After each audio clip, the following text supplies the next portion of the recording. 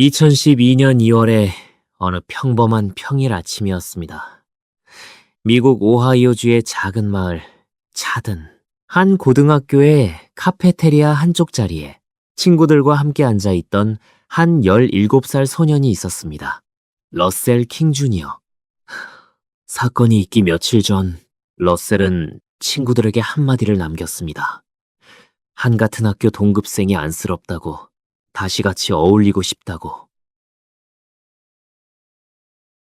미국에서 일어난 실화를 한국 안에서는 깊이 다뤄지지 않았던 이야기들을 있는 그대로 전해드리는 이 채널에 오신 분들을 환영합니다. 본 영상은 미국 CNN, ABC 뉴스, MBC 뉴스, 클리블랜드 플레인 딜러, 지오가 카운티 메이플 리프, WKYC 클리블랜드, CBS 뉴스, 그리고 지오가 카운티 일반관할 법원의 양형 기록과 오하이오 주시빌 구역 항소법원 결정문을 바탕으로 제작되었습니다. 사건에 무게가 있는 만큼 일부 민감한 내용이 포함돼 있을 수 있습니다. 미성년자의 신원은 보호되며 모든 정보는 공개된 자료에 근거합니다. 2012년 2월 27일 그날 아침 7시 30분 무렵 차든 고등학교 카페테리아에는 평소처럼 학생들이 앉아 있었죠. 한쪽 테이블에는 러셀 킹 주니어, 데니 파머터, 그리고 데메트리어스 휴린 세 학생이 함께 있었습니다. 모두 만 16에서 17살. 그리고 그날 아침 같은 카페테리아 안에 있었던 또 한 명의 학생 한 동갑내기 10대가 다른 자리에서 일어섰습니다. T.J. 레인, 본명 토머스 마이클 레인 3세, 사건 당시만 17살. 그리고 이 한 가지 디테일은 재판이 끝난 뒤에도 가장 무겁게 남게 됩니다. 러셀 킹 주니어가 친구들에게 안쓰럽다고 말했던 그 동급생이 다름 아닌 그였습니다. 먼저 그날 카페테리아에 앉아있던 세 학생의 평범했던 모습을 짚고 가겠습니다. 데니 파머터, 만 16. 그날 아침 카페테리아에 있었던 이유는 직업교육센터로 향하는 학교 버스를 기다리기 위해서였죠. 시스코 컴퓨터 네트워크 수업을 듣고 있었습니다. 어머니 디나 파머터의 회상에 따르면 데니는 컴퓨터를 사랑하던 아이였습니다. 자기 손으로 무언가를 만들고 그것이 작동하는 모습을 지켜보는 것, 그것이 데니의 일상이었죠. 데니는 그 수업을 마치고 컴퓨터 분야로 진학할 꿈을 가지고 있었습니다. 데메트리어스 휴린, 같은 만 16, 친구들 사이에서는 그저 D라고 불렸습니다. 보디빌딩과 음악, 그리고 한 지역 단체에서 자원봉사를 하던 학생이었습니다. 평소에는 약속 시간에 자주 늦던 친구였지만 그날 아침은 그 자리에 일찍 와 있었죠. 사건 직후 가족이 한 가지를 결정했습니다. 데메트리어스가 떠난 뒤 그의 장기를 다른 사람들에게 기증하기로. 가족이 발표한 짧은 성명에는 한마디가 담겨 있었죠. 데메트리어스는 인생을, 그리고 가족과 친구들을 사랑한 행복한 청년이었다고. 그리고 러셀 킹 주니어, 만 17, 어번 직업센터에서 태양광과 풍력 에너지를 공부하던 학생이었습니다. 낚시를 좋아했고, 록 음악을 좋아했고, 운동장에서 친구들과 거친 풋볼을 즐기던 평범한 10대 소년이었죠. 친구들이 그를 부르던 별명은 그저 러스티. 한 가지 디테일을 미리 말씀드리겠습니다. 러셀과 그 가해자, 두 사람이 같은 통학버스에 타고 있었다는 사실. 이 한 가지가 사건 전체의 공기를 무겁게 만듭니다. 가해자의 배경 또한 평범하지 않았습니다. 미국 CNN과 클리블랜드 플레인 딜러의 보도, 그리고 지오가 카운티 법원 기록을 종합하면 그의 부모는 모두 가정폭력 혐의로 여러 차례 체포된 전력이 있었습니다. 아버지 토머스 레인 주니어는 다수의 폭력 전과로 복역한 이력이 있었고, 어머니 세라 놀란 역시 가정폭력 혐의로 체포된 기록이 남아있죠. 미국 CBS 뉴스의 보도에 따르면 부모 양쪽이 서로를 향해 가정폭력 혐의로 체포되었던 시기가 그가 41살에서 3살 사이의 시기와 겹쳐 있었습니다. 양육권은 결국 외조 부모에게 이양되었죠. 그는 차든 고등학교가 아닌 인근 윌러비의 레이크 아카데미라는 대안학교에 다니고 있었습니다. 학업 문제, 정서 문제, 약물 의존 등 다양한 어려움을 가진 학생들을 위한 학교 사건 당시 약 55명의 학생이 다니고 있었죠. 그날 그가 찾은 고등학교 카페테리아에 있었던 이유는 단 하나, 통학버스를 기다리기 위해서였습니다. 여기까지 함께 들어주시고 계신다면 좋아요와 구독은 이런 실화를 조금 더 오래, 조금 더 조심스럽게 다룰 수 있는 큰 힘이 됩니다. 그럼 그날 아침의 시간 흐름을 따라가 보겠습니다. 그러나 그 평범했던 통학버스 정류장 카페테리아 안에서 그날 일어난 일은 한 학교의 이야기로 끝나지 않았습니다. 2012년 2월 27일 오전 7시 30분 무렵 차든 고등학교 카페테리아. 그가 앉아있던 자리에서 일어나 학생들이 함께 앉아있던 한 테이블 쪽으로 다가갔습니다. 그의 손에는 22구경의 권총 한 정이 있었습니다. 그리고 그 한자리에서 10발의 총성이 울렸죠. 새 학생 데니, 데메트리어스, 러셀이 그날 그 자리에서 또는 병원 이송 직후 끝내 생을 마감했습니다. 같은 자리에서 두 학생이 더 부상을 입었고 도주하는 가해자에게 또 한 학생이 부상을 입었죠. 그중 한 학생, 닉 왈잭은 척추에 입은 부상으로 가슴 아래쪽에 영구적인 마비가 남았습니다. 또 다른 학생 네이트 뮬러는 귀를 스친 부상에서 회복했고 도주 중에 부상을 입은 조이 리커스는 짧은 입원 뒤 퇴원했죠. 그리고 그 혼란 속에서 한 사람이 움직였습니다. 학교의 보조 풋볼 코치 프랭크 홀. 그는 다른 교사 조지프 리치와 함께 학생들을 대피시키며 가해자를 학교 건물 밖으로 쫓아냈습니다. 자신의 안전을 미루고 자신의 학생들을 먼저 생각한 한 어른의 행동이었죠. 후일 한 인터뷰에서 그는 이렇게 말했습니다. I'm just grateful I was able to do what I did that day. 그날 자신이 할 수 있었던 일을 할 수 있어서 그저 감사할 뿐이라고. 그런데 말입니다. 여기에는 이상한 점이 하나 있었습니다. 가해자는 학교 밖으로 쫓겨난 뒤 자신이 주차해둔 자동차 근처에서 별다른 저항 없이 경찰에 체포됐습니다. 도주의 흔적이 거의 없었습니다. 마치 끝까지 그 자리에 남아있을 작정이었던 사람처럼. 이제 그날 그가 그 카페테리아에 가지고 들어왔던 무기에 대해 말씀드리겠습니다. 22구경 권총 한 정, 그리고 한 자루의 칼. 프리 판사가 후일 양형 공판에서 직접 언급한 한 가지 디테일이 있죠. Loaded the gun the night before the shooting, took it together with a spare, fully loaded magazine, and a knife for backup. 그날 사용한 권총은 사건 전날 밤에 미리 장전됐고 여분의 탄창과 보조용 칼까지 함께 준비됐다는 뜻이었습니다. 수사팀조차 예상하지 못한 한 가지 사실이 있었습니다. 후일 11구역 항소법원의 결정문에 인용된 그의 진술에 따르면 그는 그날 카페테리아에서 머리 부위를 겨냥했다고 말했습니다. 더 빨리 끝내기 위해서라고. 그 진술은 즉흥적인 행동이 아니라 미리 짜인 흐름의 일부였다는 사실을 가리키고 있었죠.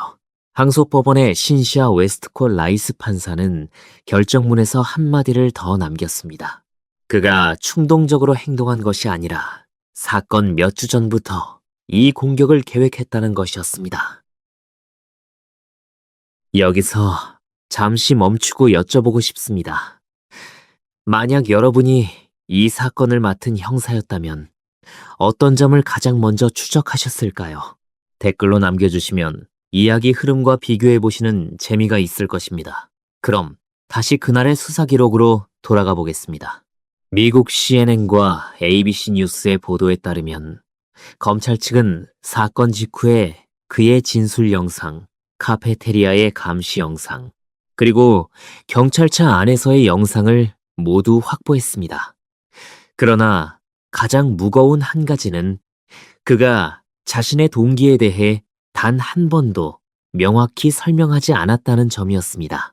검사 제임스 플라이즈가 후일 한 인터뷰에서 남긴 말은 짧았죠. The only explanation I can offer the court is he is an evil person.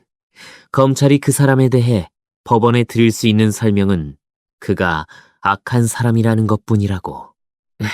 한편 그가 그날 함께 앉아있던 학생들 가운데 러셀 킹 주니어와 한 사람의 옛 인연을 공유하고 있다는 정황이 일부 매체에서 보도되었지만 검찰은 이를 명확한 동기로 보지 않았습니다. 사건 당시 같은 카페테리아에 있었던 학생 네이트 뮬러 또한 한 인터뷰에서 그것이 동기였다고는 생각하지 않는다고 분명히 밝혔죠. 그리고 사건이 있기 약 2달 전 그가 자신의 사회관계망 서비스 페이지에 남긴 한 편의 글이 있었습니다. 클리블랜드 플레인 딜러가 후일 보도한 그 글은 한 외로운 마을의 한 사람이 세상이 자신의 발 아래 무릎 꿇기를 갈망한다는 내용을 담은 짧은 시 형태의 글이었습니다. 그날 그 카페테리아 안에서 일어난 일은 그 한 편의 글이 가리키고 있던 방향과 차마 무관하다고 말하기 어려운 자리에 놓여 있었죠. 2012년 5월 사건이 발생한 뒤 약 2달이 지난 시점 지오가 카운티 법원은 그의 정신 상태에 대한 감정을 진행했고 그가 재판을 받을 능력이 있다고 결론 내렸습니다. 같은 달 법원은 또 한 가지 결정을 내렸죠. 그를 소년 법원이 아닌 성인 법원에서 재판하기로. 미국 오하이오주의 사법 시스템은 만 18세 미만의 청소년이라도 사건의 중대성과 교화 가능성에 따라 성인 법원으로 사건을 이송할 수 있게 되어 있습니다. 이 절차를 미국에서는 주베나일 바인드 오버, 즉 청소년 사건의 성인 법원 이송이라고 부르죠. 한국의 형사 시스템에는 직접적인 등가물이 없는 절차입니다. 2013년 2월 26일 사건이 있은 지 약 1년 만에 그는 모든 혐의에 대해 유죄를 인정했습니다. 가중살인 3건, 가중살인 미수 2건, 그리고 흉악 폭행한 건 그의 변호인 이언 프리드먼은 한 가지만을 호소했습니다. 그가 사건 당시 청소년이었다는 점을 양형에 반영해달라는 것이었죠. 그런데 그날의 수사 기록을 다시 들여다보면 한 가지가 눈에 띕니다. 그는 사건 당일 아침에도 흰색 티셔츠 한 장을 안에 입고 있었습니다. 그리고 그 티셔츠 위에는 후일 항소법원의 결정문에 그대로 옮겨 적히게 되는 한 단어가 적혀 있었죠. 그날의 그 한 장의 옷이 1년 뒤 법정 안에서 다시 한번 모든 사람을 멈춰 세우게 됩니다. 2013년 3월 19일 지오가 카운티 일반관할 법원 양형 공판이 열린 날이었습니다. 그날 그는 푸른 단추 셔츠 차림으로 법정에 입장했습니다. 그러나 자리에 앉은 직후 그는 그 셔츠의 단추를 풀었죠. 그 안에 입고 있던 흰색 티셔츠 위에 검은 마커로 휘갈겨 쓴 한 단어, 킬러, 살인자라는 한 단어였습니다. 방청석에 앉아있던 유족들의 시선이 그 한 글자에 니섰습니다. 변호인 프리드먼조차 그 셔츠의 존재를 사전에 알지 못했다고 후일 진술했습니다. 불입판사 또한 양형 공판 중에는 그 글자를 보지 못했고 만약 보았다면 공판을 잠시 멈추고 그에게 옷을 갈아입도록 했을 것이라고 그날 늦게 별도의 입장을 통해 밝혔죠. 검사 플라이즈가 CNN에 남긴 한마디는 그날 법정의 공기를 그대로 옮긴 듯 했습니다. What he did was beyond anything I could envision seeing in a courtroom. 법정 안에서 자신이 마주할 수 있을 거라 상상조차 못했던 광경이었다는 뜻이었죠. 그리고 그가 마이크 앞에 섰을 때 변호인은 진술을 만류했습니다. 그러나 그는 그 만류를 거두고 유족들을 향해 가운 전손가락을 들어 올렸습니다. 그가 그 자리에서 남긴 말은 차마 영상에 그대로 옮길 수 없는 음담 패설이었습니다. 자신이 사람들을 숨지게 한 그 손에 대해 더 이상의 묘사는 하지 않겠습니다. 다만 한 가지만 말씀드리겠습니다. 그 자리에 있던 유족들은 한 사람의 마지막 인간적 흔적까지 그 한마디 안에서 지워지는 것을 들어야 했죠. 양형이 선고되는 순간 그는 웃었습니다. 한국 프로파일러 권일용 전 경정은 한 강연에서 이런 사례를 두고 자신의 행위가 사회로부터 결코 수용되지 않을 것을 알면서도 그 거부 자체를 자기 정체성의 도구로 삼는 인격 구조라고 분석한 적이 있죠. 죄책감이나 후회의 결여가 단순한 부재가 아니라 자기 자신을 정의하는 핵심으로 자리 잡은 경우라는 뜻입니다. 권일용 전 경정에 따르면 이런 유형은 사회적 시선을 무너뜨리는 행위를 일종의 권력 표현으로 사용한다고 합니다. 프리 판사는 양형 이유에서 다음과 같이 말했습니다. An expression of genuine remorse is relevant because without remorse, an offender is likely to reoffend. In this case, the court would expect compassionate, vigorous expression of remorse. Needless to say, that is lacking. 진정한 뉘우침의 표현은 그것이 없을 경우 재범의 가능성을 가리키기 때문에 양형에서 중요하다. 그러나 이 사건의 피고인에게 그 뉘우침은 부재했다는 뜻이었죠. 같은 양형 이유 안에서 프리 판사는 또 한마디를 남겼습니다. These juveniles were ambushed. This was not an impulsive course of conduct. It was the studied effort of someone bent on killing. 그 학생들은 무방비 상태에서 매복 공격을 당했고 이는 충동적인 행동이 아니라 명백한 의도를 가진 자의 계산된 행위였다는 뜻입니다. 선고된 양형은 다음과 같았습니다. 가석방 가능성이 없는 종신형, 즉 라이프 위드아웃 패럴 3건을 연속 적용, 여기에 가중살인 미수 1건에 8년, 또 1건에 6년, 그리고 흉악폭행 1건에 6년이 더해졌고 그 위에 다른 부가 형량까지 합산되어 약 37년의 형이 추가됐죠. 더 이상 사회로 돌아오지 말라는 의미였습니다. 후일 변호인 측은 항소를 제기했지만 2014년 오하이오 주 11구역 항소법원은 만장일치로 이 양형을 그대로 유지한다고 결정했습니다. 그런데 여기서 한 가지 의문이 남습니다. 3명이 숨졌는데 왜 사형이 아니었는가? 그 답은 그가 사건 당시 만 17세였다는 한 가지 사실에 있습니다. 미국 연방대법원은 2005년 로퍼 대 시몬스, 영문 표기 로퍼 V 시몬스라는 한 판례를 통해 만 18세 미만일 때 저지른 범죄에 대해 사형을 선고하는 것은 위헌이라고 결론 내렸습니다. 5대4의 박빙의 결정이었죠. 케네디 대법관이 작성한 다수 의견의 한 문장이 지금까지도 인용됩니다. When a juvenile offender commits a heinous crime, the state can exact forfeiture of some of the most basic liberties, but the state cannot extinguish his life and its potential to attain a mature understanding of his own humanity. 어떤 끔찍한 범죄를 저지른 청소년이라도 국가는 그의 자유를 박탈할 수는 있지만 그가 자기 인간성에 대해 성숙한 이해에 도달할 가능성 자체는 끄지 못한다라는 뜻이었습니다.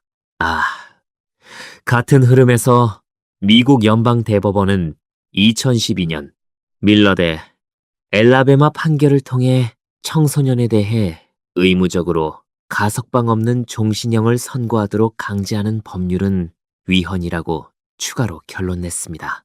다만 이 사건의 양형은 의무가 아닌 재량적 결정이었기에 그 판례는 이번 양형을 뒤집지 못했죠. 한 가지 더 짚어두고 가야 할 자리가 있습니다. 로퍼 대 시몬스 판결이 나온 2005년 당시 미국 각 주의 사형수 명단에는 만 18세 미만일 때 저지른 범죄로 사형을 선고받은 약 72명의 수감자가 올라 있었습니다. 그 판결로 그들의 사형은 모두 종신형으로 감형되었고 이후 10수년의 시간이 흐르는 동안 그중 일부는 다시 사회로 돌아와 청소년 상담이나 사법개혁의 자리에 함께하고 있죠. 한 사람의 인간성이 다 끝나지 않았다는 케네디 대법관이 적었던 그 한 문장의 뜻이 그 자리에서 천천히 증명되어 가고 있는 셈입니다. 같은 행위가 한국에서 일어났다면 결말은 어떻게 달랐을까요? 먼저 한국 형법 제250조는 살인죄에 대해 사형, 무기징역 또는 5년 이상의 징역을 정하고 있습니다.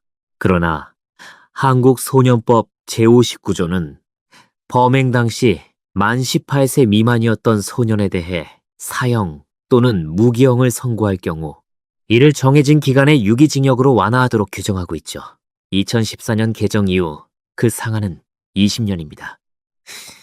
즉, 이 사건이 한국에서 동일한 만 17살 가해자에 의해 일어났다면 한국 사법체계 안에서 그가 받을 수 있는 최대 형량은 20년의 유기징역에 해당했을 가능성이 큽니다. 한국에서 청소년이 다수의 피해자를 낸 중범죄로 기소된 과거 사례들에서도 양형이 이 한도 안에서 결정되어 왔던 것이 일반적이었죠. 차이는 그뿐만이 아닙니다. 미국에는 적어도 오하이오 주를 포함한 다수의 주에는 가석방의 가능성 자체가 없는 종신형, 라이프 위드아웃 패럴 제도가 존재합니다. 한국에는 그런 형태의 종신형이 존재하지 않죠. 한국의 무기징역은 형법 제72조에 따라 복역 20년이 지난 시점부터 이론상 가석방 신청이 가능합니다. 또 하나, 미국은 유엔 아동권리 협약을 비준하지 않은 사실상 유일한 국가입니다. 한국은 그 협약을 비준한 당사국이며 협약 제37조는 만 18세 미만이었던 자에 대한 사형과 가석방 없는 종신형을 모두 금지하고 있죠. 두 나라 사이의 양형 격차는 이런 국제조약 가입 여부에서 시작되어 각 나라의 형법과 소년법으로 이어지고 결국 한 사람의 형 집행 횟수에서 구체적인 모습으로 드러납니다. 이 양형을 두고 의견이 엇갈리고 있습니다. 여러분은 같은 행위 앞에서 두 나라가 한 사람에게 부여하는 시간의 길이가 이렇게까지 다른 것을 어떻게 보시는지요? 한국 범죄심리학자 표창원 박사가 한 강연에서 거듭 짚었던 한 가지가 있습니다. 한 나라의 양형은 그 사회가 한 사람의 행위를 얼마만큼 무겁게 받아들이느냐에 대한 사회적 신호이기도 하다는 것이죠. 같은 행위, 다른 나라, 다른 결말. 이것이 이 사건이 우리에게 던지는 또 하나의 무거운 질문입니다. 한국 사회 안에서도 청소년 범죄에 대한 양형 한도를 어디까지 둘 것인가에 대한 논의가 매년 새로운 사건을 마주할 때마다 다시 열려왔습니다. 2017년의 한 사건 이후 청소년 범죄에 대한 형량 상한을 더 높이거나 사형과 무기형의 완화 조항을 일부 손질하자는 논의가 국회 안에서도 여러 차례 오갔죠. 다만 한국이 비준한 유엔 아동권리협약과의 정합성, 그리고 청소년의 교화 가능성을 어디까지 인정할 것인가의 문제는 단순한 법조문 한 줄로는 정리되지 않는 자리에 있습니다. 미국과 한국 모두 그 한 자리에서 같은 질문을 마주하고 있는 셈입니다. 어떤 행위 앞에서 우리 사회는 한 사람을 다시 사회로 돌려보낼 것인지, 아니면 그 가능성 자체를 닫을 것인지. 법정에 앉아있던 유족들의 한마디 한마디 또한 같은 무게로 기록에 남아 있습니다. 닉 왈잭의 어머니 홀리 왈잭은 그날 그를 정면으로 바라보며 말했습니다. Because of you, our town will never be same. Why? Why did you do it? Why? 너 때문에 우리 마을은 다시는 예전 같지 않을 거라고. 왜 이런 일을 했냐고. 그리고 한마디를 더 남겼죠. You are evil. I will have to eventually forgive. Otherwise, you will haunt me. 너는 악하다고. 언젠가는 용서해야만 한다고. 그러지 않으면 너의 그림자가 평생 자신을 따라다닐 것이기에. 러셀 킹 주니어의 누나 크리스탈 킹은 한마디를 더 남겼습니다. 사건이 있기 몇 주 전 자신의 동생이 친구들에게 그 가해자를 다시 만나고 싶다고 말했었다고. 자신의 동생은 그를 안쓰러워했고 그의 친구가 되고 싶어 했었다고. 법정 안에 그는 그 한마디 앞에서도 비웃었습니다. 유족의 가슴이 그 자리에서 다시 한번 무너지는 광경 앞에서 상식으로는 설명되지 않는 표정 하나가 법정 영상에 그대로 남게 되었죠. 그 자리에는 그의 여동생도 함께 있었습니다. 세디 레이는 같은 자리에서 자신의 가족과 피해자 가족 모두를 위한 자비와 기도를 호소했죠. 한 가족의 이야기 안에서 누군가는 자신의 형제를 변호해야 하고 또 누군가는 자신의 자녀를 잃은 자리에 앉아야 하는 그 모순된 두 자리가 같은 법정 안에 함께 있었습니다. 그러나 세디 레인의 호소는 그날 그가 자신의 입으로 남긴 말과 손짓 앞에서 너무도 멀리 있는 자리처럼 들렸습니다. 그러나 이 사건의 마지막 장은 그 양형 공판으로 끝나지 않았습니다. 2014년 9월 11일 저녁, 그가 수감되어 있던 오하이오주 리마의 앨런 교정시설, 2명의 다른 수감자와 함께 그는 임시로 만든 사다리를 이용해 시설의 외곽 펜스를 넘었습니다. 미국 CNN의 보도에 따르면 그가 다시 체포된 시점은 다음날 새벽 1시 20분, 시설에서 약 100야드 떨어진 한 교회 인근의 숲이었죠. 약 6시간의 도주가 끝난 뒤 그는 별다른 저항 없이 다시 시설로 돌아갔습니다. 차든의 학교들은 그날 학생들의 안전을 이유로 모두 휴교했습니다.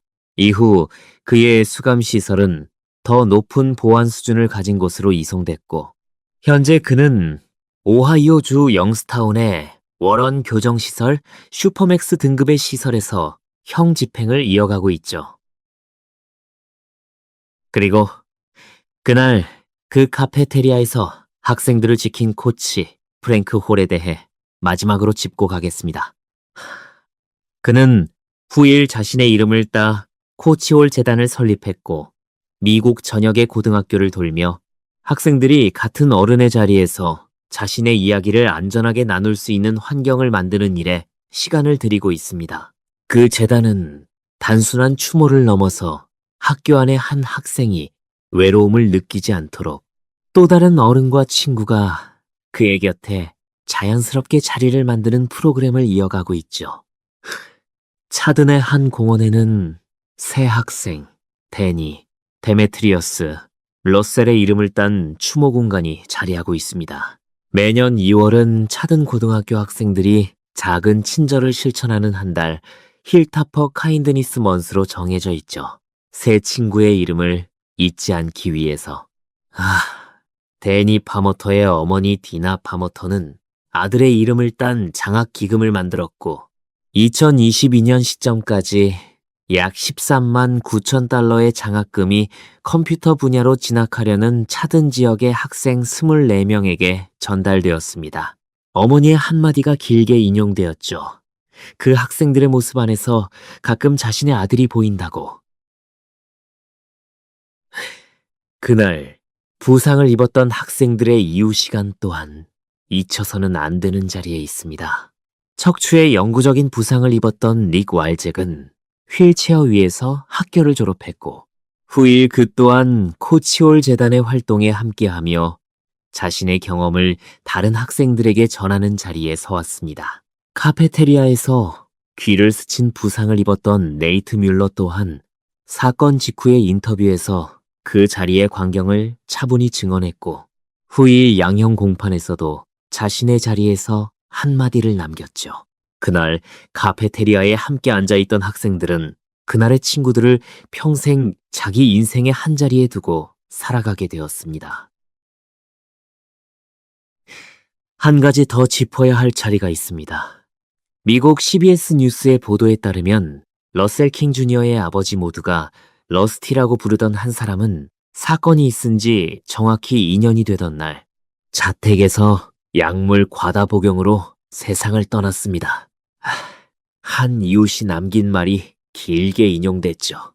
그는 아들과 모든 것을 함께 했던 사람이었고 아들이 그의 모든 것이었기에 결국 가슴이 부서져 그 세상을 떠난 것 같다고. 그리고 2014년 5월 가해자 측 가족 아버지, 외조부, 친조부의 보험사를 포함한 은세 학생의 유족과의 부당사망 손해배상 소송을 약 270만 달러에 합의했습니다. 그러나 어떤 보상도 한 가족이 잃은 것의 대체물이 될 수는 없었죠. 이 사건이 우리에게 남기는 마지막 자리는 한 가지 시스템의 빈자리이기도 합니다. 미국 정신건강 시스템의 가장 큰 구멍은 위기에 놓인 사람이 도움을 청하고 싶어도 청할 수 있는 곳이 가까이에 없다는 것입니다. 가족 안에 폭력이 있고 양육권이 외조부모에게 넘어가고 학업과 정서 문제로 대안학교에 위탁된 한 청소년에게 그 사이의 어느 자리에서도 적절한 임상적 도움이 닿지 않을 수 있다는 점. 한 연구에 따르면 미국 성인의 약 5명 중 1명이 정신건강 문제를 겪고 있지만 그중 절반 이상이 치료받지 못한 채 살아갑니다. 한국에서도 비슷한 비극으로 이어지는 사건들이 가정 안의 신호가 시스템에 닿지 못한 채 반복되어 왔죠. 한국과 미국 모두 같은 빈자리 앞에 서 있는 셈입니다. 한 청소년이 위기에 놓이기 전 그가 머물던 자리 어딘가에서 누군가가 그의 손을 한번 잡아주었더라면 같은 아침이 어떻게 달라질 수 있었을까? 이 사건은 그 질문을 우리 앞에 남겨두고 있습니다. 차드는 인구 약 5천 명 규모의 작은 마을입니다. 그날 이전까지 차드는 미국 오하이오주 안에서 광장 한가운데의 오래된 건물과 겨울이면 깊게 쌓이는 눈으로 알려진 조용한 마을이었죠. 그날 이후 그 마을의 이름은 또 다른 자리에 함께 놓이게 되었습니다. 그러나 그 자리에서 차든이 지난 10년 넘는 시간 동안 보여온 것은 한 마을이 슬픔에 잠기고 끝나는 모습이 아니었습니다. 어머니들의 장학기금, 코치의 재단, 학생들이 매년 2월에 함께하는 작은 친절들. 무너진 자리 위에서 다른 자리를 만들어가는 한 마을의 시간. 그것이 차든이 우리에게 보여주고 있는 또 하나의 모습이기도 합니다. 한 어머니가 한 인터뷰에서 짧게 남긴 한마디가 이 마을의 시간을 가장 잘 압축하고 있죠. 자신의 아이의 이름을 부르는 일, 그 자체가 자신의 일이 되었다고. 데니, 데메트리어스, 러스티. 그 이름들을 부르는 것이 그 자체로 그 아이들이 사라지지 않게 하는 길이라는 뜻이었습니다.